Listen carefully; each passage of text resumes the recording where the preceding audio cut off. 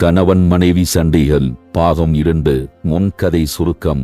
ராஜாவிற்கு தனது மனைவி ரேகாவை சுத்தமாக பிடிக்கவில்லை. தனது சொத்து அவளின் பெயரில் இருப்பதினால் ரேகாவை திருமணம் செய்து கொண்டான். தனது நண்பர்கள் முன்னாடி மனைவியை அவமானப்படுத்துவதும் கொடுமை பண்ணுவதும் ராஜாவிற்கு வழக்கமாக இருந்தது. இந்த கொடுமையெல்லாம் தாங்கிக் கொள்ள முடியாமல் ரேகா தனது மகளை அழைத்துக் கொண்டு வீட்டை விட்டு வெளியேறினான். அப்போது ராஜா தனது சொத்தை எல்லாம் விற்று பழைய காதலி ஹேமாவை திருமணம் செய்வதற்காக எண்ணம் திட்டினான். அதனால் மனைவிக்கும் டைவர்ஸ் நோட்டீஸ் அனுப்பினான். பிறகு தெரிய வந்தது தனது சொத்தை தனது அப்பா ரேகாவின் பேரில் எழுதியுள்ளார் என்பதை அவன் தெரிந்து கொண்டான். இதனால் ஆத்திரம் அடைந்தான். தனது மனைவியும் குழந்தையையும் வீட்டை விட்டு துரத்தி விட்டோமே என்று கவலை கொண்டான். அடுத்தது நடந்தது என்ன? அம்மாடி ரேகா, நீ ஏமா கவலைப்பட்டுக்கிட்டு இருக்க? அவன் செஞ்ச தப்புக்கு கடவுள் கண்டிப்பா அவனை தண்டிப்பாருமா. உன்னோட அருமை அவனுக்கு தெரியல. நீ வேண்டா கண்டிப்பா பாரு, அவன் கால்ல உளுந்து உன்னை கூப்பிட்டுட்டு போவாமா.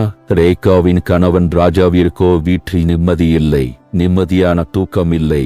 தனது தந்தை நம்மை இப்படி ஏமாத்தி விட்டாரே என்று மிகவும் மனம் உடைந்தான். எப்படியாவது அந்த சொத்தை நாம் மீட்க வேண்டும், நாம் எப்படியாவது ஆடம்பரமாக வாழ வேண்டும் என்று ஒரு வெறி கொண்டான் தனது மனதை. தான் அவமானப்பட்டால் கூட பரவாயில்லை என்று தனது மனைவியின் காலில் விழுந்தாவது அவளை சமாதானப்படுத்தி அந்த சொத்தை எப்படியாவது நான் வாங்கிவிட வேண்டும் என்ற கர்வத்தோடு மனைவியையும் குழந்தையையும் அழைப்பதற்காக அவளது வீட்டை நோக்கி சென்றான் ரேகாவின் கணவன் ராஜா.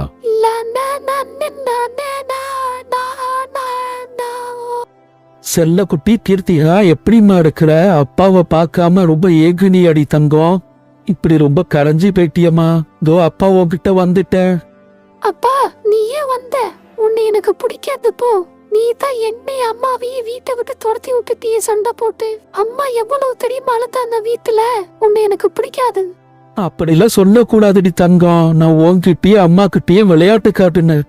இனிமேல் நீ கேட்டதெல்லாம் வாங்கி கொடுப்பா. எங்க ஓடுன அம்மாவை கூப்பிட்டு வான.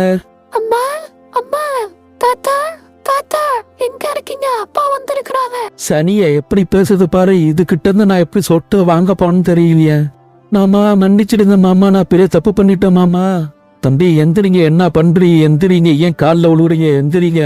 நீ மன்னிச்சிட்டேன்னு சொன்னா தான் நான் எந்திரிப்பேன்ல. எந்திரிக்கிற மாட்டேன். சரிப்பா மன்னிச்சிட்ட, எந்திரி எந்திரி. நீனு உனக்கு என்ன பைத்தியம் பிடிச்சிருச்ச? ஏன் இந்த மாதிரிலாம் பண்ற நீனு? மாமா என்ன மன்னிச்சிடுங்க மாமா. நான் ரேகாவையும் கீர்த்திகாவையும் வீட்டை விட்டு வெளியே துரத்தி நான் பெரிய தப்பு பண்ணிட்டேன் மாமா. அவங்க 2 பேரும் வீட்டை விட்டு வெளியில போன பிறகுதான் எனக்கு அவங்களுடைய அருமை தெரிஞ்சிச்சு மாமா. என்னால வீட்டுல நிம்மதியாவே இருக்க முடியல, ஒழுங்கா சாப்பிட முடியல. இவங்க 2 பேரும் இல்லாவிட்டு நான் செத்து போயிடுவோம் மாமா. இவங்களை என் கூட அனுப்பி வச்சிருந்த மாமா. ஏன்பா, புருஷ பொண்டாட்டிக்குள்ள சண்டை வர்றது சகஜம்தான். அதுக்காக 4 பேரு முன்னாடி என் பொண்ணை அவமானப்படுத்துறதும் அவளை வீட்டை விட்டு துரத்தி விட்டது இல்லாம அவளுக்கு டைவர்ஸ் நோட்டீஸ் கூட அனுப்பி எடுக்கல. அந்த அளவுக்கு என் பொண்ணோ என் பேத்தியும் உனக்கு பாரமாவப்பா இருக்குவோ? அப்புறம் ஏப்பா என் பொண்ணை கல்யாணம் பண்ணுன? ரேகா என்ன மன்னிச்சிடு ரேகா, நான் பாவி ரேகா. நான் தெரியாம தப்பு பண்ணிட்டேன் ரேகா. உன் காலில் வேண்டாலும் உழுவுடான் ரேகா. நீங்க 2 பேரும் வீட்டுல இல்லாம என்னால நிம்மதியே இருக்க முடியல ரேகா. நான் செஞ்சதை மன்னிச்சு எப்படியாவது நீங்க 2 பேரையும் வீட்டுக்கு வந்துருங்க ரேகா. இனிமேல் நான் உன்னை யாரு முன்னாடியும் தப்பாவும் பேச மாட்டேன், தப்பாவும் நடந்துக்க மாட்டேன். நீ சொல்றத மட்டும் நான் கேக்குறா ரேகா. வா ரேகா, வீட்டுக்கு போலாம். என்ன மன்னிச்சிடுமா. ஏப்பா ராஜா, நீ இப்ப இந்த அளவுக்கு கெஞ்சறியே. நீ அனுப்புன டைவர்ஸ் நோட்டீஸால என் மவ தற்கொலை பண்ற அளவுக்கு போயிட்டா. ஏதோ கடவுள் புண்ணியத்துல வெங்க காப்பாத்திட்டோம். இப்போ அவ திருந்தி வந்தியே. என் மகளோட அருமை இப்பதான் உனக்கு புரிஞ்சிருக்கு போல. இனிமேலாவது ஒழுங்கா எறிங்க. அம்மா, இப்போ நம்ம எங்கம்மா போறோம்? திரும்பி அப்பா வீட்டுக்காமா போறோம்? ஆமாடி செல்லம், நம்ம அப்பா வீட்டுக்கு தான் போறோம். அப்பாவுக்கு இப்பதான் நம்மளுடைய அருமை தெரிஞ்சு நம்ம அழைக்க வந்திருக்கிறாரு. அம்மா, அப்பா வீட்டுக்கு போக வேணாமா? அப்பா தான் நம்மள சண்டை வளர்த்து வீட்டை விட்டு துரத்தி விட்டார்ல. ஏமா திரும்பி அவரு கூட அவர் வீட்டுக்கு போறோம்? அப்பாவை எனக்கு பிடிக்கலம்மா. கீர்த்திகா, அம்மா உங்ககிட்ட முதல்ல சொல்லணும்லம்மா. சில பேருடைய அருமை அவ கூட இல்லாதப்பதான் தெரியன்ட்டு. உங்க அப்பாவுக்கு இப்பதான் நம்மளுடைய அருமை தெரிஞ்சிருக்கே. அதனால மனம் திருந்தி மன்னிப்பு கேட்டு நம்மள கூப்பிடுறாரு. பாவம், அவருக்கு நம்மள விட்டா வேற யாரும் இல்லல்லம்மா. இனிமேல அப்பா நம்மள்ட்ட நல்லபடியா நடந்துக்குவாரு. வாங்க நம்ம அப்பா வீட்டுக்கு போவோம். தாத்தா, எங்களை அப்பா சண்டை வளர்த்து துரத்தி விட்டாரு. ஆனா இப்ப எங்களை கூப்பிட வர்றாரு. எனக்கு அப்பாவை பிடிக்கவே இல்லை. அதான் அம்மாட்ட சொல்றேன், அப்பா வீட்டுக்கு போவேனா இங்கே இருக்கலான்ட்டு. அம்மா கேட்க மாட்டேங்கிறாங்க தாத்தா. நீங்களும் எங்க கூட வந்திருந்தா தாத்தா. என் பேத்திக்கு பாரு தாத்தா கூட இருக்கிறதுக்கு எவ்வளவு ஆசைன்னுட்டு. இனிமேல் அப்பா அப்படிலாம் செய்ய மாட்டாருமா. அப்பா நீ கெட்டதெல்லாம் வாங்கி கொடுப்பாரு. அப்பா திரும்பி வந்திருக்கிறாரு. நீங்க இப்போ முன்னாடி போங்க, தாத்தாவும் கூடவே பின்னாடி வராமா நானு. அம்மா மகளே, மாப்பிள்ள உட்காந்து வெயிட் பண்றாருமா. நீ ஜாமாவெல்லாம் எடுத்து வச்சுக்கிட்டு கிளம்புமா. இப்ப தாம என் மனசு கொஞ்சம் அமைதியா இருக்கு. என் மக வாழ்க்கை திரும்பவும் கிடைச்சிருக்கு. அப்பா நாங்க போயிட்டு வரோம்ப்பா. உடம்ப பாத்துக்கிங்கப்பா. வேலைக்கு மருந்து மாத்திரலாம் சாப்பிடுங்கப்பா. அம்மாடிய செல்ல மகளே ரேக்கா, கவலைப்படாம போயிட்டு வாமா. அப்பா உடம்ப பாத்துக்கிறேன். என் பேத்தியையும் நல்லபடியா பாத்துக்கம்மா. உங்க அம்மா போனதுக்கு பிறகு நான் தனிமையிலேயே வாழ்ந்து பழகிட்டம்மா. நீ என்னை பத்தி கவலைப்படாதம்மா. நீ சந்தோஷமா இருந்தா தாம்மா நான் சந்தோஷமா இருப்பேன். மாப்பிள்ள, என் மகளை கணுக்கெல்லாம் அம்மா அழைச்சிட்டு போங்க மாப்பிள்ள. என் மக 4 பேருக்கு முன்னாடி அவமானப்படுத்தாதீங்க மாப்பிள்ள. அவ பாவம். அவளுக்கு அன்பு காட்டுவதை தவிர வேற எதுவும் தெரியாது மாப்பிள்ள. மகளும் பேத்தியும் சந்தோஷமாக வாழப் போகிறார்கள் என்ற எண்ணம் ரேகாவின் தந்தையின் மனதிலும், எப்படியாவது மனைவியின் சொத்தையும் மகளின் சொத்தையும் புடுங்கிவிட வேண்டும் என்ற எண்ணம் ரேகாவின் கணவர் மனதிலும் உறுதியாக நிலை கொண்டது. தனது மகளின் பிரிவைக் கண்டு தனிமையில் இருக்கும் ரேகாவின் தந்தைக்கு சோகம் மாட்டியது. இவர்கள் இருவரின் கனவிலும் யார் கனவு பலிக்கும் என்பதை போக போகத்தான் தெரியும். தீட்டிற்கு வந்ததும் ரேகாவின் கணவன் தனது மனைவியுடனும் மகளுடனும் சந்தோஷமாக சிரித்து பேசிக்கொண்டு விளையாடிக் கொண்டிருந்தான்.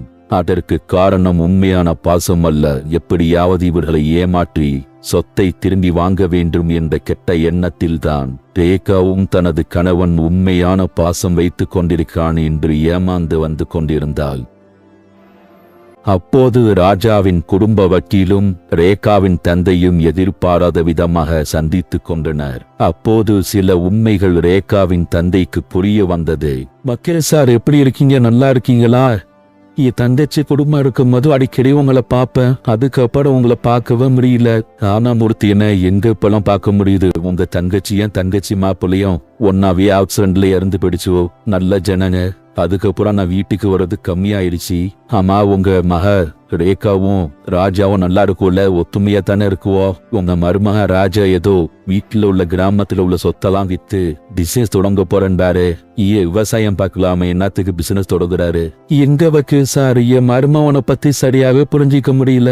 2 நாளைக்கு முன்னாடி என் மகளை பிடிக்கலன்னு வீட்டை விட்டு துரத்தி விட்டாரு. திடீர்னு டைவர்ஸ் நோட்டியா அனுப்புனாரு. திடீர்னு நேத்து பார்த்தாக்கா வீட்டுல வந்து என்ன மன்னிச்சிடுங்க மாமான்னு சொல்லி என் மகளை திரும்பி கூப்பிட்டு போயிட்டாரு. அவர் மனசுல என்ன நினைச்சுக்கிட்டு இருக்கிறான்னு தெரியல. என் மகளை பிடிக்காம தான் கல்யாணம் பண்ணிருக்கிறாரு போல. முக்கண்ணா, என்ன சொல்றீங்க? 2 பேரும் பிடிக்காம வாழுதோலா? அப்போ நான் நினைச்சது சரியாதான் போயிடுச்சு. ஊர்ல உள்ள சொத்தை விற்கணும்னு சொன்னதும் பிறகு உங்க மகளை கூப்பிட்டதும் எல்லாம் ஒரு ஏமாத்துத்தனம் தான். அது என்ன வக்கீல் சார் சொல்றீங்க? எனக்கு ஒன்னும் புரியலையே. அது ஒன்னும் இல்ல முத்தண்ணா. உங்க தங்கச்சி மாப்பிள்ள உயிரோட இருக்கும் போது சில வேலையை என்ன செய்ய சொன்னாரு. அது என்னண்டா, என் மகன் காலேஜில் படிக்கிறான். ஆனா அவன் இப்ப சரியில்லைன்னு கேள்விப்பட்டேன். நிறைய கெட்ட பழக்கங்கள் அவன்கிட்ட இருக்கான். என் சொந்தக்கார பொண்ணு ரேகாவை கல்யாணம் பண்ணிக்கணுன்னு அவன்கிட்ட சொன்னேன். அவன் அதுக்கு இல்லை, நான் முடியாது, நான் டெல்லி பாம்பேல போய் மாடல்களை கல்யாணம் பண்ணிக்க போறேன்ட்டு என்னமோ லூசுத்தனமா பேசினா. அதனால நான் உனக்கு நீ எப்படி கல்யாணம் பண்ணிக்கிட்டா என் சொத்துல இருந்து 1 ரூபா காசு உனக்கு கிடையாதுன்னு சொல்லிட்டான். அதுக்கு அப்புறம் அவ கல்யாணத்துக்கு ஒத்துக்கிட்டான். ஆனா எனக்கு அவன் மேல சந்தேகமா இருக்கு. என் சொத்துக்காக தான் சொந்த மாமா மாலை கல்யாணம் பண்ணிக்க போறாங்கிற சந்தேகம் எனக்கு வந்திருக்கு. அதனால கல்யாணம் பண்ணி அவனுக்கு சொத்து கிடைச்ச உடனே என் மருமூளை தொழுத்தி விடறதுக்கு வாய்ப்பு நிறைய இருக்கு. அதனால என்கிட்ட உள்ள சொத்தை எனக்கு வர இருக்கிற மருமக ரேகா பேர்ல பாதி சொத்தையும் அவங்க 2 பேருக்கும் பிறக்க போற பிள்ளைய மேல பாதி சொத்தையும் எழுதி வைக்கணும் பண்ணேன்ட்டு சொன்னாரு. அந்த விஷயம் யாருக்கும் தெரிய வேணான்னு சொன்னாரு. அவரு உயிரோட இருக்கும் போது ஊர்ல உள்ள விவசாய சொத்துல நல்ல விவசாயம் பண்ணி ஊர் மக்களுக்கெல்லாம் உதவி பண்ணாரு. மகனா அப்படித்தான் செய்யணும்னு நினைச்சாரு. கடைசியில மகன் சரியில்லைன்னு தெரிஞ்ச உடனே தன் சொத்தை வீணாக்கிடுவான்னு சொல்லி இந்த மாதிரி உயிரிழந்த சொன்னாரு. அப்ப உங்க மகளுக்கு டைவர்ஸ் நோட்டீஸ் அனுப்பினவோட திடீர்னு கூப்பிட்டாருண்டாக்கா இதான் காரணம். ஏண்டா நேத்து தான் நான் அவரை பார்த்து இந்த செய்தியெல்லாம் சொன்னேன். சொத்தை விக்கணும்னு சொன்னாரு. சொத்து ரேகா பேர்லயும் உன் மக பேர்லயும் தான் இருக்குன்னு சொன்னேன். இப்பதான் புரியுது. அவங்க 2 பேர்ட்டு சொத்தை புடுங்குறதுக்காகத்தான் நல்ல ஒரு மாதிரி நடிச்சு உங்களை ஏமாத்திருக்காரு. உங்க மகள்கிட்ட சொல்லிடுறது எந்த காரணத்தை கொண்டும் ராஜா சொத்தை விக்கணும்னு சொன்னாக்கா அதுக்கு ஒத்துக்க வேணாண்டு கண்டிச்சு சொல்லிடுங்க. ஏண்டா என் மருமத சொத்தை காப்பாத்துவாருங்கிற நம்பிக்கை வச்சுதான் உங்க மக பேர்ல உயில எழுதிருக்கிறாரு. அது வீணா போயிடக்கூடாது. என்ன வக்கீல் சார் சொல்றீங்க? அப்ப என் மகளையும் என் பேத்தியும் கூப்பிட்டு போனது நாடகமா? உண்மையான பாசம் கிடையாதா? அட பாவி, நாங்க இந்த மாதிரி ஏமாந்துட்டோமே. இந்த செய்திய உடனே என் மகள்கிட்ட சொல்றேன் வக்கீல் சார். என் தங்கச்சி குடும்பத்தோட சொத்து வீணா போறத பாத்துக்கிட்டு நான் சும்மா இருக்க மாட்டேன். ரொம்ப நன்றி வக்கீல் சார். ரேகாவின் தந்தையிற்கு மிகவும் இந்த செய்தியை கேட்டு கோபம் வந்தது. தனது தங்கச்சியின் சொத்தை காப்பாற்ற வேண்டும், தனது மகளையும் காப்பாற்ற வேண்டும் எண்ணத்தை உடனே மகளை பார்க்க சென்றார். என்னங்க இது, குழந்தை புள்ள மாதிரி மடியில படுத்து கிடக்குங்க, யாரோ பார்த்துட்டு ஏதாவது சொல்ல போறாங்க. என் பொண்டாட்டி மடியில நான் படுக்கிறேன், இதுல யார் என்ன சொல்ல போறா? ரேகா, எனக்கு ஒரு பெரிய ஆசை இருக்கு. என் மகளை பெரிய டாக்டருக்கு படிக்க வைக்கணும். என் மக பேர்ல ஒரு ஹாஸ்பிட்டல் கட்டுனேன். அதே போல உன் பேர்ல ஒரு ஃபேன்சி ஸ்டோரும் ஒரு பெரிய ஜவுளி கடையும் வைக்கணும் அப்படின்னு என் மனசுல ஒரு பெரிய எண்ணம் வச்சிருக்கிறேன் ரேகா. எங்க மக பேரையும் பொண்டாட்டி பேர்ல இவ்வளவு பாசமா உங்களுக்கு? பின்ன இருக்காதா எனக்கு? நீங்க 2 பேரும் என் உயிராயிடுச்ச. நீங்க 2 பேரும் கோடீஸ்வரிய வசதியா வாழனு. அது வேற ஒன்னும் இல்ல. அதுக்கு ஒரு சின்ன வேலை செய்யணுமா?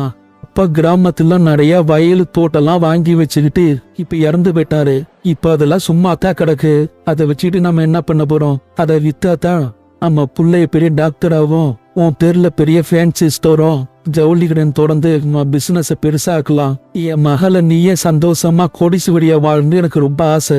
அதனால அந்த சொத்தெல்லாம் வித்துலான்னு இருக்கிறேன். எல்லாம் உங்க நல்லதுக்கு தான். அதனால நாளைக்கு நானும் வக்கீலுக்கு போய் இத பத்தி பேசி ஒரு சின்ன கையெழுத்து பொண்ணு. நீ எனக்கா அதை செவியாமா? நான் கோடீஸ்வரியா வாழ்ற ஆசையை விட இந்த மாதிரி நீங்க என் மடியில படுத்துக்கிட்டு சந்தோஷமா பேசுறதோ, நம்ம பொண்ணு கிட்ட சிரிச்சு பேசிக்கிட்டு விளாடுறதும் தான் எனக்கு ரொம்ப பிடிச்சிருக்கு. காலம் ஃபுல்லா இந்த மாதிரி நீங்க என் கூட இருந்துட்டாலே போதும். சொத்து என்ன மாமா பெரிய சொத்து? நீங்க என்ன சொல்றீங்களோ அதை நான் செய்வோம் மாமா. நான் சொத்தை வித்து பெரிய பிசினஸ் பண்ணி நம்ம ஏழைகளுக்கெல்லாம் உதவுவோம் மாமா. நம்ம சந்தோஷமா இருக்கிற மாதிரி மத்தவங்களும் சந்தோஷமா இருக்கட்டும். ரேகா அப்பாவித்தனமாக கணவன் சொல்வது எல்லாம் உண்மை என்று நம்பி ஏமாந்து கொண்டிருந்தான். ஆனால் கணவனுடைய பேச்சில் விஷம் இருப்பது அவளுக்கு தெரியவில்லை.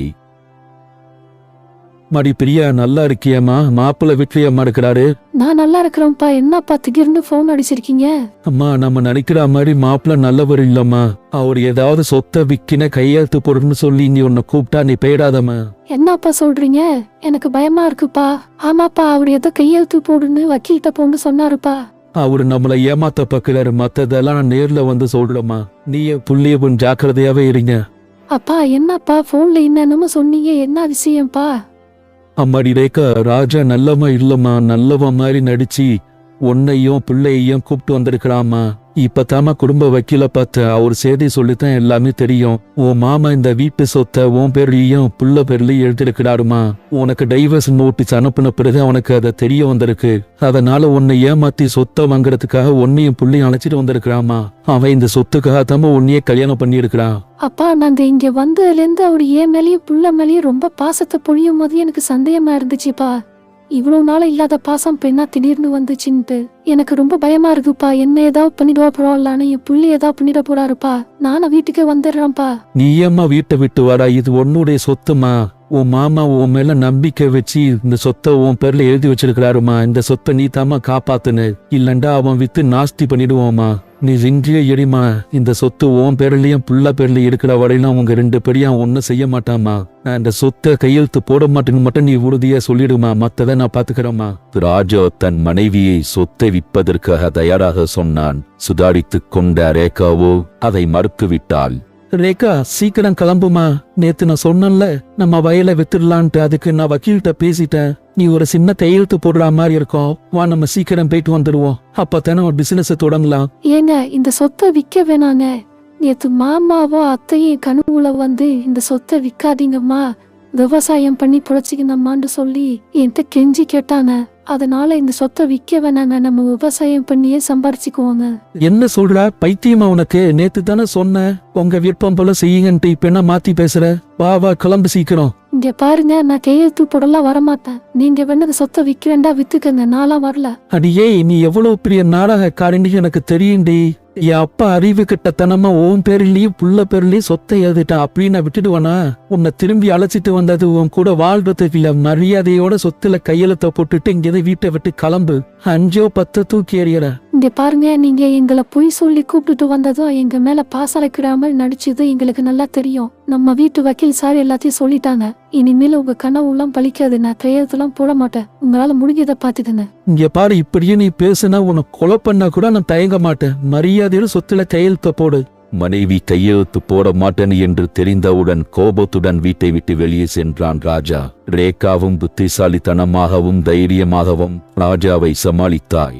இந்த செய்தியை ராஜா பழைய காதலியிடம் கூறினான். அதை கேட்டு அவளும் அதிர்ச்சி அடைந்தாள். என்ன ராஜா சொல்ற? நீ சொல்றதெல்லாம் உண்மைதானா? சொத்தை எல்லாம் ரேகா பிள்ளை எழுதி வச்சுட்டாரா உங்க அப்பா? நான் நம்பவே முடியலையே.